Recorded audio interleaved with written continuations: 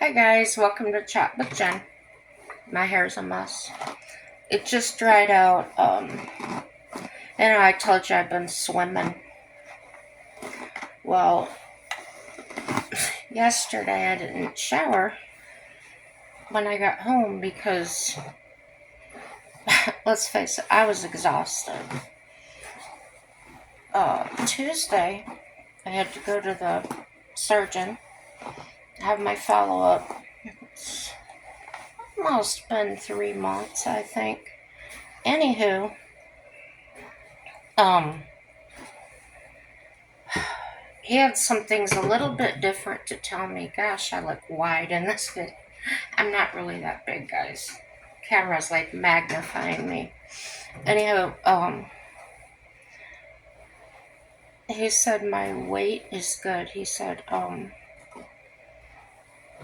so, since the time I've had this surgery, I've lost a total of 15 pounds. I think it was only 3 in the very beginning. Not a lot. But I am getting to walk more, and there's always consequences, right? Because I'm walking more, my brain has to sort of relearn how to walk. And the brain tells me that I cannot put weight on that leg. So it's been challenging. It's dark in here. I'm just using the cane now. I'm through with the walker. And I've been walking everywhere. I don't walk all of Walmart yet. I do just get on a riding cart, even though they stink. And the one here, they're not keeping up with them as far as the batteries, so they die on me anyway. Went from 100%, get back 6 or 7 aisles, and I'm down to 15%. And then what I found out is if I turned it off for a few minutes and just sat there, the battery would come back up to 100%, and I could move a few more feet, and then it would drop down just that fast again. So I don't know what's wrong. I bought my normal hair color. I had a few dollars, and as you can see, it's the same color. I promise, same brand in it. So the brand has got to be, and the color is amethyst. But it's not as, like, the color was more rich before. It was more like a dark. It kind of looks dark here in the video, but it's really not. It's a lighter purple. So I'll have to wait and see what my friends think. So anyway, back to my exercise and the surgeon. I walk everywhere in the apartment. Well, right now I'm sitting in the wheelchair, but it's late at night, and yeah, I needed to sit down. And this is becoming a financial decision. Going to therapy costs me $35 a visit. I'm going once, sometimes twice a week. I can do all the exercises at home, but the more advanced exercises that I've seen them put other people through there, and they've said, oh, that's in your future. I can probably figure out how to do those at home. For instance, standing on a firm cushion to where you have to be able to keep your balance on that leg and things like that. So I've been practicing that in the pool to where if I do fall, I'm not going to get hurt. The other thing I've been working on is um, they want your knee to bend. Um, I think a normal person, they said, is like 135 degrees. And you can kind of rate that, like if you're the person that puts your feet under your chair, or when you're sitting somewhere. Um, we take it for granted, but when you have a knee replacement, um, where the scar is on top of the knee, um, it can kind of attach inside if you don't keep it moving as it's healing.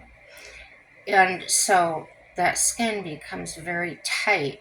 And while it wants to flex down here, up here is like, it's kind of painful, uncomfortable, I'll say. It's not deep pain. So I've been doing well, but I was at 90 degrees, then the most I could get was 109, 110. So what I started to do in the pool is I put my toes against bend my knees up, put my toes against the side of the pool, grab the top there, and then I push down, bring my butt towards the wall and force my knees to bend. So it's a natural movement. I'm not putting my full body weight on it, which could be easier on the skin and also the water. So the other thing I did, they have a hot tub there. I went into the hot tub. I got it nice and warm. I let the jet speed on the muscle, and I'm working the scar back and forth and side to side, up and down. And I got on my knees, which I have not been able to do since I was probably in my 20s. Um, so getting down on my knees was strange to me, but it really felt positive, like I'm going to be okay. I can move like a normal person, or like I normally did. And but that knee just didn't want to bend as far, and it was uncomfortable. So I would rise up. This is with my knees bent, with them on the floor of the hot tub. And I would rise up, and then I would sit down again and just keep trying to work that, trying to get that to give. When I felt more comfortable, I had my husband get in there with me, and I had him gently push down on my shoulders. So I was getting that extra weight to push down. When I went to therapy after doing all this, I'm at 132, and that's amazing. The other thing is that the knee has to go flat. You've got to be able to extend your leg and perfectly flat, no like this. So I'm flat. So when I went to see the surgeon, he checked it out and he was amazed. He said, for almost 3 months, he said, you're doing fantastic. So that was very encouraging. And he talked about the scar. He felt the scar. He said, the scar feels good. He said, are you doing anything to it? I said, yes, I'm moving it around because the therapist told me about it can start healing and actually attach. And he said, exactly. And I told him that the therapist, I think I've mentioned this before, the therapist had mentioned that he thought I was overdoing it. So I asked the surgeon, and he says, how sore are you? And I told him, well, after I do my exercises, therapies, I go to therapy and swimming usually on the same day, and I'm in the pool 2 to 3 hours. He says, oh, you probably get like a raisin, shrunk up. And I said, usually just my hands get shriveled up, but it's no big deal. My skin's in good shape. So, but I love the water, and moving the whole time in there with no strain on my joints. It's actually, I don't know if you can see this here, it's actually tightened that up, and they're getting smaller. So any of you ladies out there that suffer that, exercise your arms. You don't have to be in a pool. Um, there's exercises you can find on the internet. If you really want those to go away, you can. So those are going. Um, Mike said my face is thinner. I don't see it, but he does. I do see a little bit here that is smaller because I'm self-conscious about this, especially because it's on one side from a trauma that I had given to me by a person. Um, so it does bother me, but I'm okay. So anyway, here's what the surgeon said. If you're sore after a workout and you feel like you have to lay down the rest of the day, do it. But if you can't get up the next day, like if you're laying there for 2 or 3 days, you overdid it, and that's how you gauge yourself. So he showed me the scar on his knee where he had his done, and he runs all the time. He runs every morning before he gets to the hospital for surgery, and he does not like heavy people. He told me that in our first visit that he doesn't like to do knee replacements on heavy people because he feels like they're not active enough to begin with, and that the surgery and the time and dedication it takes to keep it working the prosthetic the way it's supposed to work doesn't always work out. They can end up deformed and things. So he was very impressed. He was very encouraging, and yeah, so feel good about it. Maybe that's a little bit better. So one of the things I do, it's hard to describe if you've never had a knee replacement. When they make the incision down the center of the knee, they do damage to your nerves. And this is kind of graphic, but I don't have pictures to show you, so it might be okay. When they have your knee slit here, they put their fingers there, and the way I know they had fingers there is because of the bruise fingerprints on the outside of my skin, okay? And they peel it apart, and then they slice the inner. So when all this happens, it's really traumatic. So to get to the ends of the bones that they have to apply the prosthetics to, they actually have to slide your kneecap over. They actually have to flip it over to do the back of the kneecap to put this, part of the prosthetic under that. So it slides. So your prosthetic will slide like it's supposed to. So it's rough.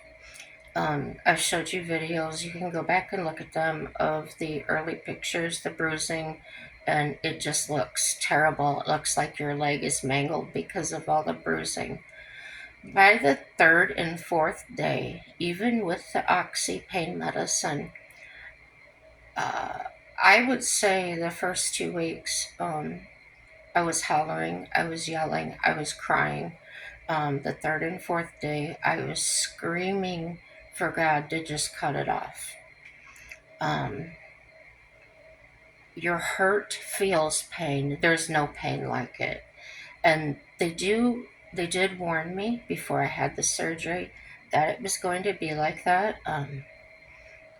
But you don't know. You can hear the people's words, but you don't know what that feels like until you've actually had it. Would I do it again? Yes. Now that I know what to expect, it won't be such a stress. It won't be such a shock because in my mind, I'll know this is only temporary. I did have to get get a refill on my prescription for pain. Um, I took it it was either 4 or 6 hours. And when it was getting to that time to take it, I was feeling like I had to take it, just starting to feel pain again. Um, they did the robot assist surgery, which means they actually put the laser for the little things that are this tall, and they shoot the lasers to communicate. They direct the surgeon how far to cut and everything. When they do that, they actually put it into your bone at the top of your leg and at the bottom of your leg. And they give you a nerve block. The surgeon put a tourniquet on my leg um, to decrease any bleeding for whatever, to see better or whatever. And I felt good. I recovered in the hospital overnight. During the night, I had to get up and go to the bathroom. I was using the walker. I felt great. I could feel the prosthetic sliding. And compared to what my knee was, that was the best feeling in the world. However, the doctor said that's not going to last. That euphoric feeling, he says, enjoy it while it lasts. Um, and boy, when it ended, the nerve block, I understand, stays longer with some people than others because it has to wear off. And at my third and fourth day, that's when the nerve block was going away. And that's why when I started experiencing the intense pain. So it involves nerves, it involves your muscles. Um, my knee was so weak, the muscle deteriorated in it so fast. And so I couldn't lift my leg off the bed. Uh, I couldn't. Um, I couldn't do a lot. So they gave me an ice machine, which is it doesn't it doesn't make ice. You fill it with ice water. It's got a tube on it that hooks to a wrap that you put around your knee, and it's cold, and that saved me a lot. That was incredibly. Um, what to expect in the first year is swelling and heat. Um, Even though I'm moving, I can walk, and I don't experience pain when I walk. Um, if I sit down and look at my knee, it's a little bit swelled up. Um, Put a hand on it, it's hot, warm to hot. He said that is the body, when the body is responding to an injured area, it does swell. It will send fluid there and things. So that's what to expect. He said that will probably happen for the first year. After the year is up, usually good, walking without a cane and things like that. I have a little challenging situation. Now, that was my left knee. On my right side, my hip is trying to come out of the socket. Um, and that's because it's bone on bone, and it's wearing down the part where the socket sets into. Okay. I asked him when we're going to do that, and he said, well, let's wait a year for your knee to heal and see how you're doing. So I met a lady when I was shopping at Dollar General. She's had both knees and both hips done. She said the hip surgery is much easier to recover from than the knee. And she said the reason that is because of the weight distribution. The knee is more difficult to recover from because it's holding you up. Um, so anyway, this is one of the things that my husband bought me that saved me a lot. Okay, um, turn it on. You can adjust the speed, and it doesn't hurt. If you use it on your neck, it doesn't pull my hair. You just turn it off. So that was a good investment for us. I think it was $30, and like we bought that when he was still working. Um, my cat even likes it. I never. It kind of hits this way. So if you wanted it more gentle, you could just lay it on its side, and then it just more or less just vibrates. Um, and I would do that along the sides of my knee. Now, there's oh gosh, I can't remember what it's called, guys, but it's, I think it's a ligament. It starts, gosh, is it with the sciatic nerves? Anyhow, it starts up here, up at your, let's say your buttocks, and it comes down your thigh, like basically the top of your thigh. It goes down the side of your knee, and then it comes back around and goes to your shin area. Okay, that was pretty terrible. Um,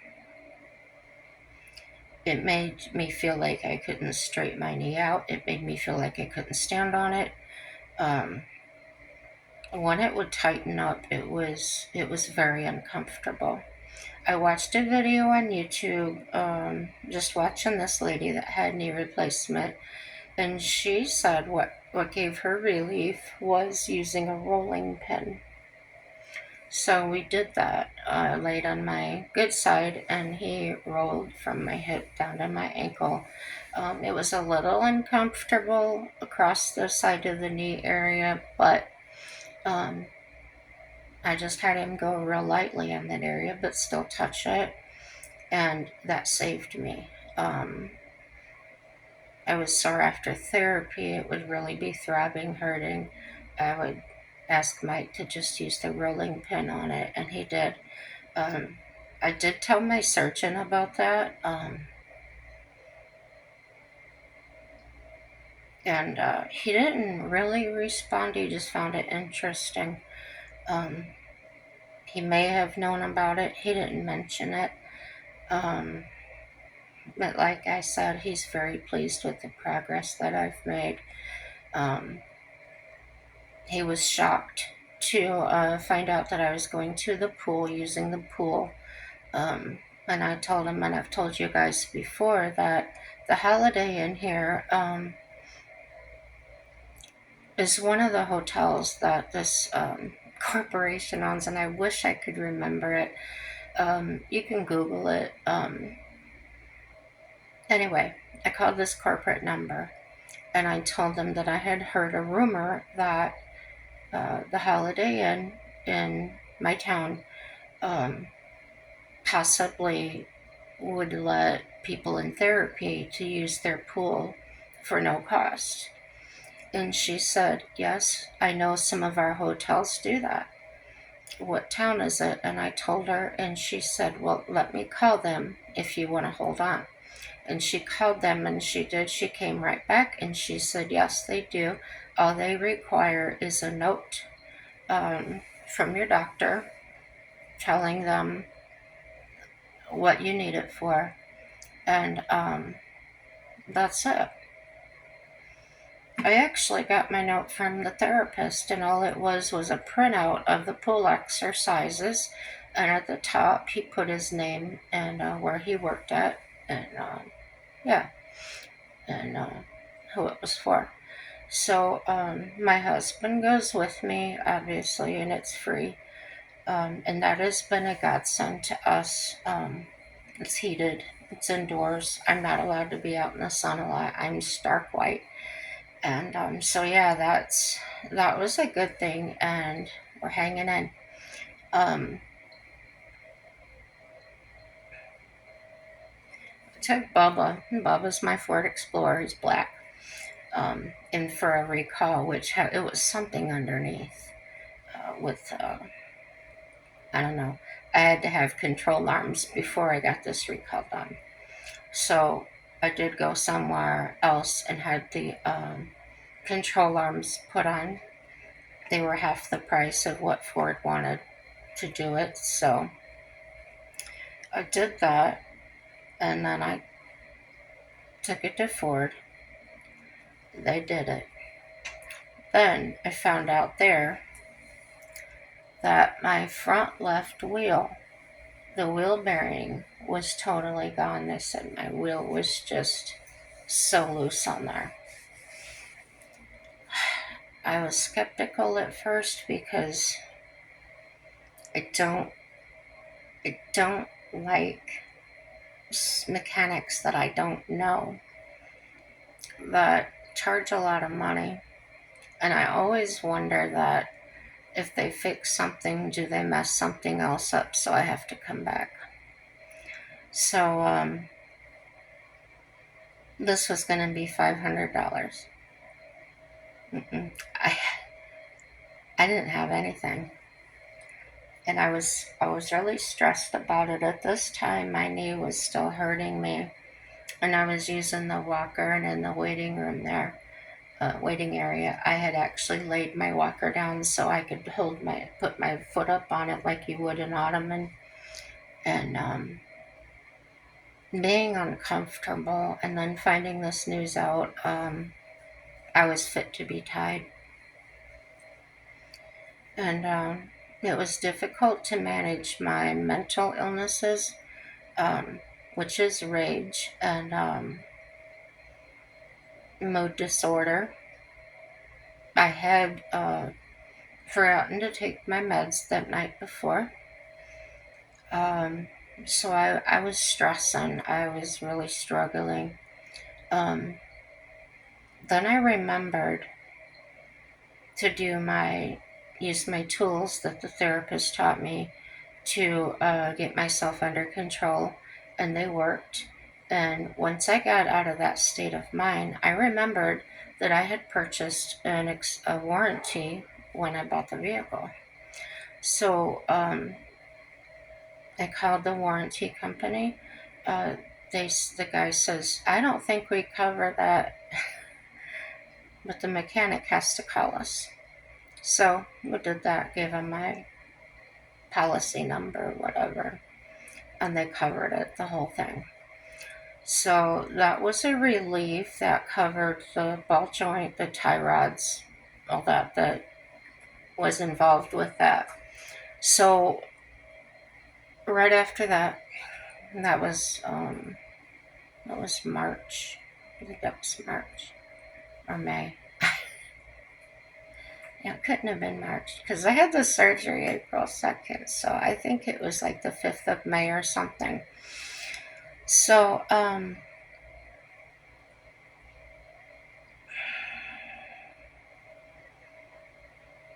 was April, the end of April, 28th, 29th. Mike lost his job. So we've had no income other than my little bit of money for 2 months. His boss is giving him a little bit of severance pay um, through this month, but he hasn't received this month yet.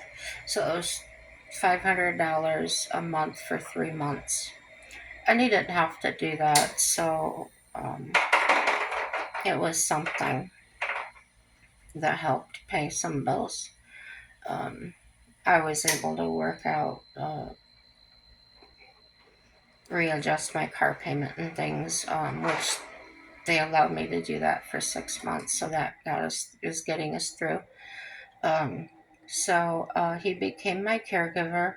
He's going to get paid by the state for that every month, and he's allowed to work 20 hours. And like I said, my husband's a worker. He went right out and he got a job at a gas station, and he starts on Saturday. So everything is working out. As I tell you all, Don't freeze up. I used to do that when I had trouble. I would just lock up, don't know what to do, in fear. Um, but what I found out is if I just take a step, I make a phone call, or contact the people that I'm feeling afraid of, that they might repossess my house or my vehicle. If I reached out to them, even if it's a payday loan, I used to work at a payday loan store that I managed, and there's new laws now, that totally new ways that they do it now than when I did it. But I know they'll work with you, and the worst thing to do is not call them. Um, If you don't, that's what'll send you to collections. That's what can get you into litigation, whatever they call it. It's not exactly court. I can't think of the name of it. You probably know what I'm talking about. But so if you want to avoid all that, just contact them, and they'll work with you. They want their money, so um, and they understand hardship. So uh, don't be prideful and think, oh, well, I was doing fine. Now I have nothing and nobody's going to, want me or whatever. Just take a step, make a phone call, go see them. It's no big deal, and you'll find that out if you just check, and the sooner the better. Don't let them call your phone 50 times and leave messages and you never call them back. Call them first, then you won't get those calls. Um, Lessen your stress. And yeah, that's good stuff for you guys. Um, Now I'll get into some other things I've been watching. Um, there's some nomads out there, and the one I watched tonight, she's 77. I've watched her for a while. Um, she had to stop van life for a little while. She had to have open heart surgery, and I saw her tonight on a video with Bob Wells. And I was checking, like, is this recent? Because I thought she had stopped van life. And it was recent. And she was given a tour of her van and things. And I was surprised. She looks very, very well, actually, for what she's been through. Um, Whether, I'm sure she went through some type of physical therapy as well. She is weaker now. So people were commenting on there, and I read some comments. I ignore the negative ones that tell her, oh, you're too old to do that and everything. I don't feel it's our business to tell people what to do. They know their limits. Sure, you can be concerned if she's in the heat and things. Sure, you can think about that. Sure, you can comment on there. Just watch how you say it. Nobody wants to be told what to do. You could just say, um, let's see, how would I say something? I've heard her say things like, or show her bottles of water. I'm drinking lots of water because she's aware that people might be concerned for her. And then somebody will comment on there, you shouldn't be doing that. If I live to be 77 years old and I'm out doing that, leave me alone. I'm living my best life. And I have talked about if something were to happen to Mike, I probably would just go live in my camper. Um, it's beautiful here in the summertime in North Dakota. The summer temperatures are mild. Now we do get some really hot days. Not sure it gets to 100. I've been here 7 years, um, but I wasn't getting outside a lot. And but this summer, I've only had to run the air conditioner once or twice. And that was just for comfort. I wanted to sleep with a blanket on or something. It wasn't like, I think I said it at 72. Um, the air is clean here. I really enjoy it. You just feel free. I feel free. I feel comfortable. Um, there's people in town. If I want to go there and be around people, I can. But where I live, there's absolutely nothing. There's no gas station. There's no grocery store. Nothing. So, in the town I live in is, I don't know, maybe less than 1,000 people. So, yeah. And the people that come here are usually going on guided fishing trips, hunting trips, things like that. So it's seasonal. Um, it's the people here where I live are a little bit. They're great. They the kids are respectful. I was coming out of the gym one time and I had to use the back door, which had stairs. And this is before they put the ramp in recently.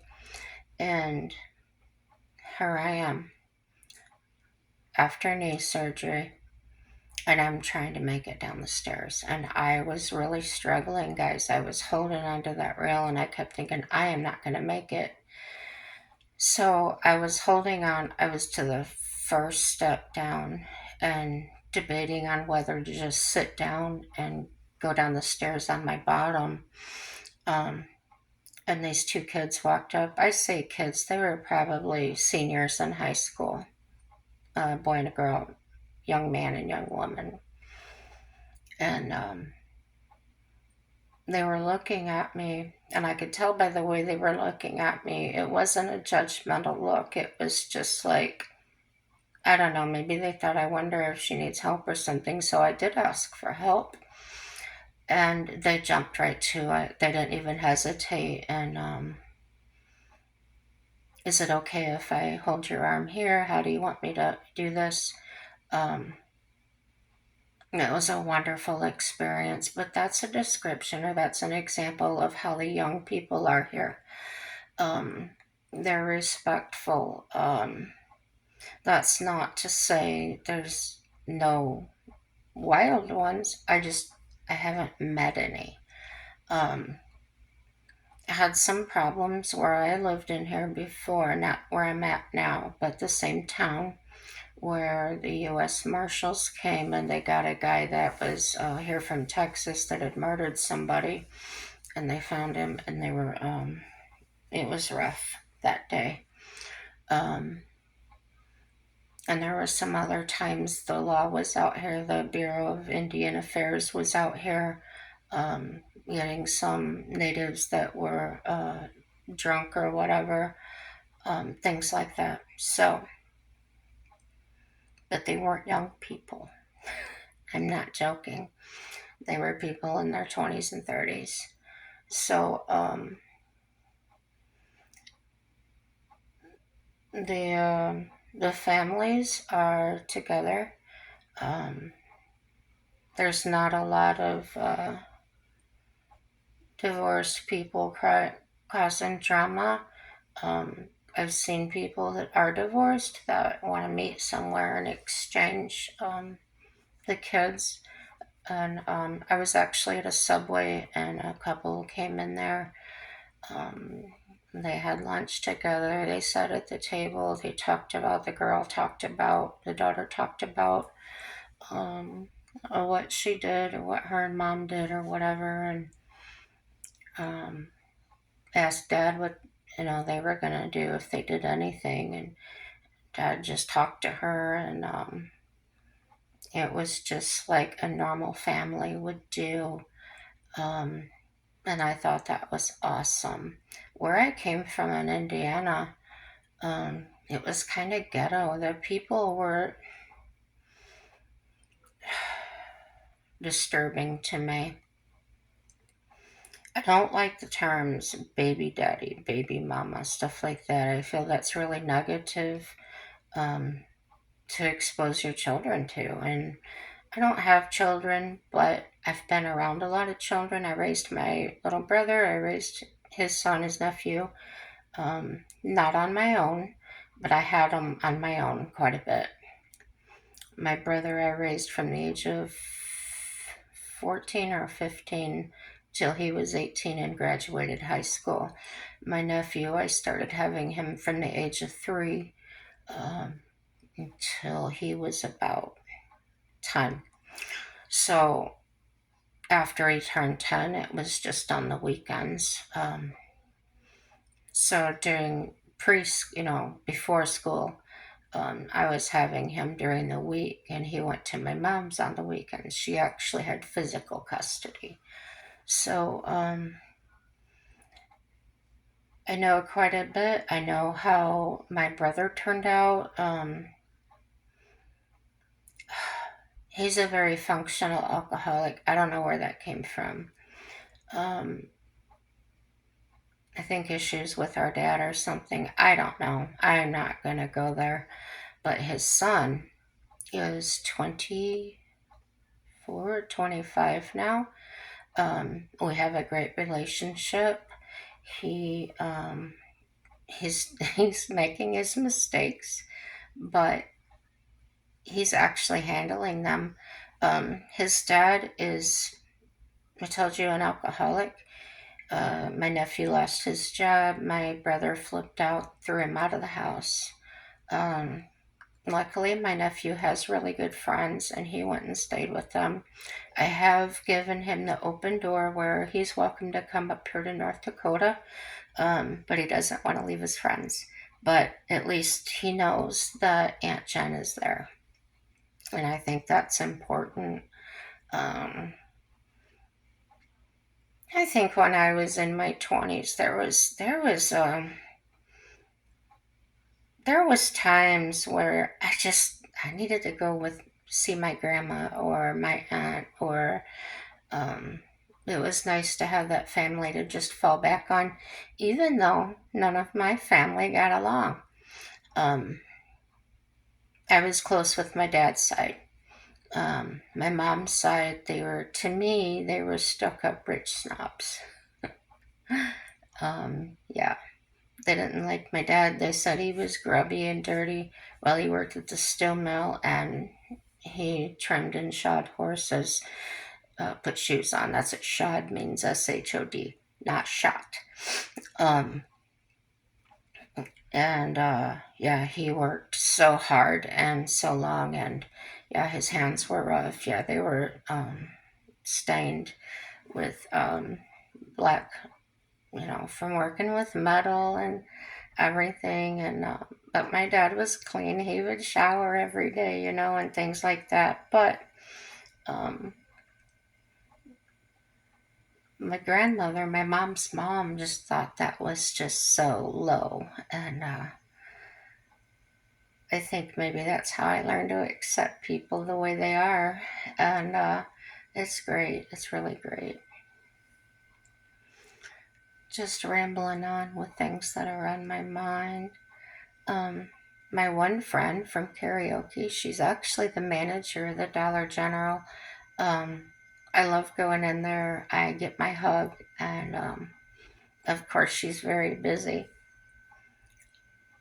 So usually it's hey, and we hug, and then yeah, do my shopping. She's usually busy stocking shelves, and we'll talk while she's working sometimes. But it's nice. We share the same physical illness, which we both have the kidney failure.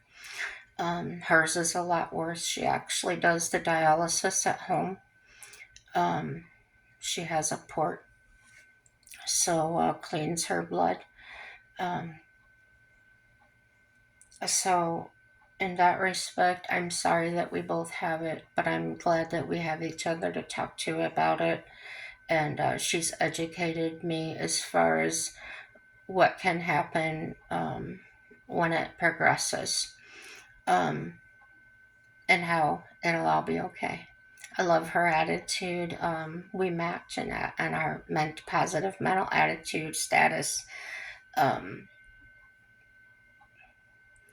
Hers is genetic. Um, Her mom has it. Everybody in her family has it. Basically, um, she was getting her kids checked because they were a little older now. They could actually get accurate readings to see. And I didn't hear the results. I didn't ask her. It's none of my business, really. But um, it can be genetic, guys. I did. Oh, excuse me, I'm burping. Not really burping. It's like a hiccup. So yeah, I didn't know that.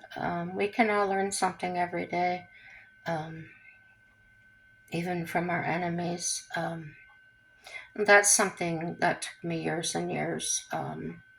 And the way I learned it was a man that came to look at a horse I had for sale. It was a pony, not a real small pony, but he was a big, tall guy, and he could actually stand there next to her and put his arm over the top of her. And nothing wrong with her. She was gentle. She was kid broke. You could just do anything with her. Um, he had me show him that she lives in a trailer. I just threw the rope over her back and she went right in on her own. Just a fantastic pony. And he reached over the top of her head and he actually put his hand in her mouth and pulled her tongue out. And I got ticked. I got so angry and I kicked him off my property and told him never come back. Um, I would not sell a horse to somebody like that, especially one as sweet as she was. Any of them, really. So, anyway, about 3 years later, I was at an auction, flea marketplace, and he came up to me, and I didn't really recognize him. His face was a little bit different, and he had a scar. And, well, it was in his head. And, he said, Mrs. So and so. And I said, who are you? And he told me, I came and looked at your pony one time. And I immediately tensed up, and the anger started welling up in me. And I kind of pushed it down and said, just listen to what he has to say. And that man apologized to me. He felt so bad, tears filled his eyes.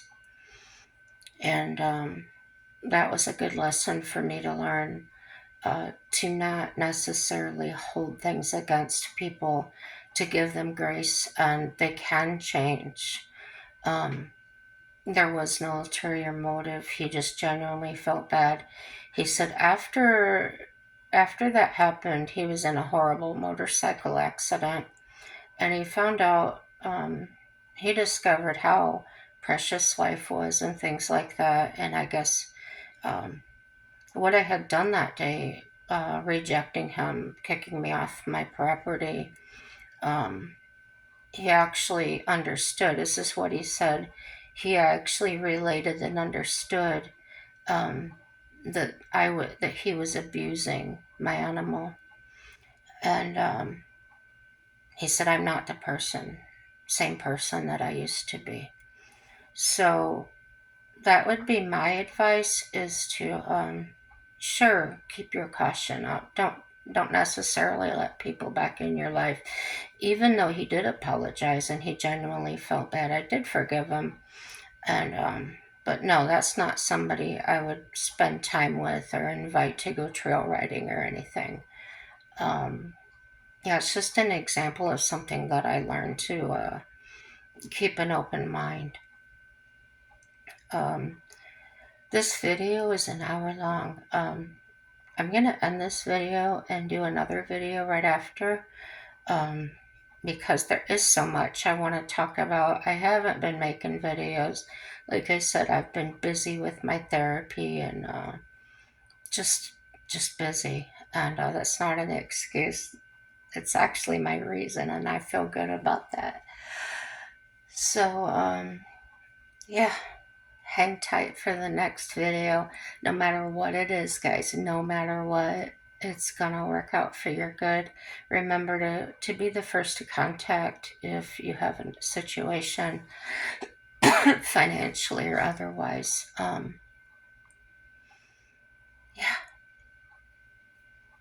Have a happy day.